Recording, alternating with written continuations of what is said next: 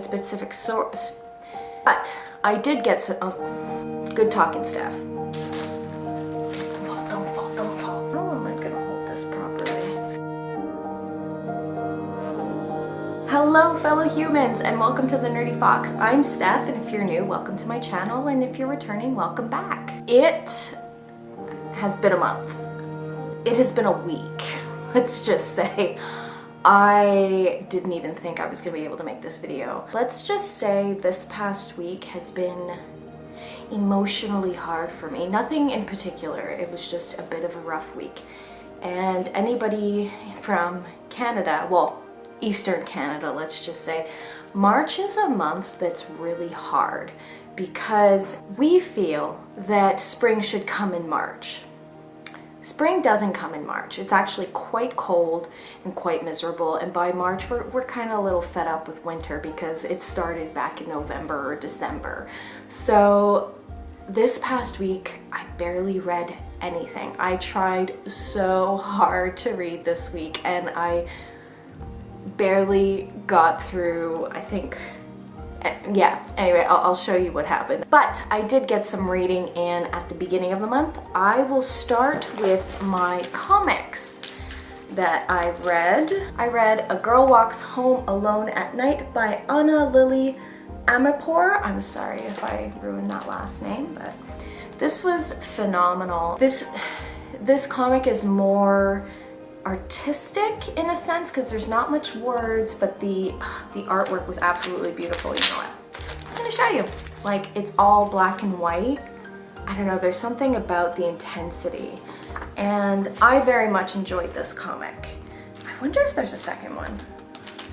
I haven't been to the comic book shop in a while, so I'm gonna have to check that out, but I very much enjoyed this one. If you're looking for like horror artsy comic, I would suggest this. Okay, so these ones, I realized when I finished filming my vlog, I didn't even talk about them, and they were phenomenal. Issues 1 through 3 of Homesick Pilots by Waters. I'm going to list all of these below, so I excuse myself if I don't say the author for the comics. So, Homesick Pilots. Why do you think I like this comic? What does Steph like? Haunted house. Haunted house. And the cool thing about this house is when you walk in, it can mess with your mind and you could start seeing the house look in different ways. And there's ghosts. Basically, it's a bunch of kids. I think most of are either all of them are in foster care or some of them. It's like two rival punk bands in the 90s that don't like each other. They're teenagers, and one of them decides to go into this house, and then she's not seen, so her friends start following, and then the other group comes because it's the haunted house at the end of the street and it's scary. So if you like the haunted house trope, I couldn't suggest more. This also kind of hits my heart a little bit. I was not a punk in the 90s. I was a punk in the early 2000s, but I did grow up in the 90s, so I just, you know, old school teenage feels from these. Issues 2 through 4 of The Vein by Eliot Rahal. This is about vampires. The first issue was during World War II on how they wanted to kill Nazis. The issues continue at different points in history and how the vampires are surviving or lack thereof. You know, I did enjoy the concept, but I can't say I was heavily into it. I'm probably still gonna continue the series, but it wasn't as gripping as some other series are for me, but it was pretty cool. Serial by Terry Moore, the first issue. This is about somebody who has punished a person who did bad things. I did not like this comic. I did not necessarily like the format of the panels. I did not necessarily enjoy the artwork as much. That being said, I know there are huge Terry Moore fans, and I'm pretty sure this is his for like, this is how he does it, and I know some people love it. I did not, so I'm not continuing the series on this. The last issue of the Hotel 4-part series. Horror fans, you need to read this series. The concept is, it's about a hotel off a road that you'll only get to when you need to get there, and the whole storytelling is through the concierge. Each comic, you're following a specific story, and as each comic progresses, the stories overlap one another, and then it comes to a conclusion. I am planning, probably, I'm going to reread these again at some point. It gave me, if anybody remembers Tales from the Dark Side, it's from the 80s. I think it came before Tales from the Crypt, and they were darker and scarier. And that's the feels I got from this. So horror fans, if you like comics, I really could not suggest this series anymore. Issue 11 of Red Mother. This story is about a woman who gets into a crazy accident and her husband disappears. They're putting him out for dead, and during the attack she loses her eye, so then they have to put a fake eye in there, and she gets migraines, and every once in a blue moon everything turns red and she sees weird creatures. So this is issue 11. I think I waited way too long between issue 10 and reading this one. I think I'm gonna have to go back and like reread all of them. I have a feeling this is only a 12-part series because I feel like everything's wrapping up. I might have to go back, but I did very much enjoy this. There are puzzles and questions, and it keeps you guessing. And last but not least, I read the 4-part series in total of Spy Island. This is about the Bermuda Triangle, and there's an island, and it's a vacation getaway. And there's mermaids and monsters, and it's all completely normal. I did enjoy this series. This is gonna be another series where I'm gonna go back and reread and very much enjoy it. It was cute. There was a really good story. It was a really cool concept like I showed in my vlog. I'm gonna post that vlog below because I talked about all of these comics, or most of these comics in that vlog. But they make their own advertisements as if it's a real place. I very much enjoyed this story. I only read one audiobook this month, and there's a good reason for it. It was the Starless Sea by Erin Morgenstern. This is my second attempt of listening to this audiobook, and I'm glad I did. I'm not gonna go heavy into the details of how I felt about this book because I will be posting a review on Sunday with another book that I'll be talking about in a second.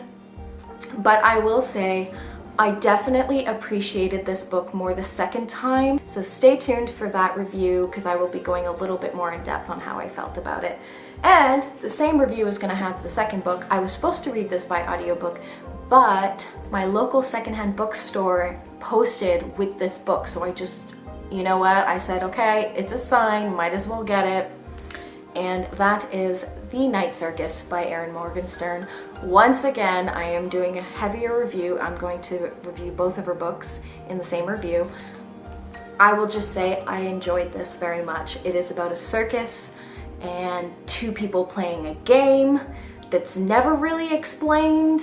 I did enjoy this book, and like I said, stay tuned for the review. I also read Enter the Dark House by Laurie, Faria, Stolarz. This is a double feature. It has the first book, Enter the Dark House, and book 2, Return to the Dark House. My thoughts on this. It started off really good. I very much enjoyed the first book. I will say it was not heavy reading. This was very simplistic. I mean, you just look, it's very wide, easy to read. It's multi-POV and it's multi-narrative styles. So you have transcripts, emails, letters. You know, it was nice. I really enjoyed the first book. I also enjoyed the second book. The concept was really cool. I did really like it. I felt it a little simplified. That's why I think the reading age on this is probably a bit lower, like 13. And I didn't like the ending. I really didn't like the ending. And it was quite disappointing for the ending. And it's not like, oh, I hate the ending because it wasn't the way I wanted it to end up. It was more like, that's it? You're just, okay. But I mean, it was a cute read and it kind of got me out of a slump because I was reading way too much contemporary in February, and this brought me back to my horror roots. So I said it was okay. It was an easy read. It was a quick read on top of it, but didn't really like the ending. I also picked up this month Wicked Saints by Emily A. Duncan. This was a slow burn, but then when I got into it, I was heavy into it. I love the religion systems. I love the characters, and I loved it so much that I picked up the second book for April. What I will say is it was, as I said, it was a slow burn. It did take me a bit of time to get into it, but once I got into it, I very much enjoyed it. I will be doing a review on the trilogy. I've only read the first one, so I'm gonna want to do a review on all three. I'm gonna be reading Ruthless Gods in April, so maybe in May I'll read, what is it? Something Monsters? Blessed Monsters? Blessed Monsters is the third one. So yes, I'm going to probably do a review on the trilogy. And for the graphic novel I read this month, it was The Black Monday Murders. I am not even going to say anything about this book, but what I will do is go ahead and link mine and Ariel from Reading and Whatnot's book club down below, our first review or book discussion, however you want to call it, on this. Please check it out, and also check Ariel's channel out. But yes, this was a good read. And the gem of the month that got me into the zone of just being in the story and having to know what happens next is The Grace Year by Kim Liggett. I did a review on this. I'll go ahead and link that below as well. But let's just say this book brought me to the place I love when I read stories like this.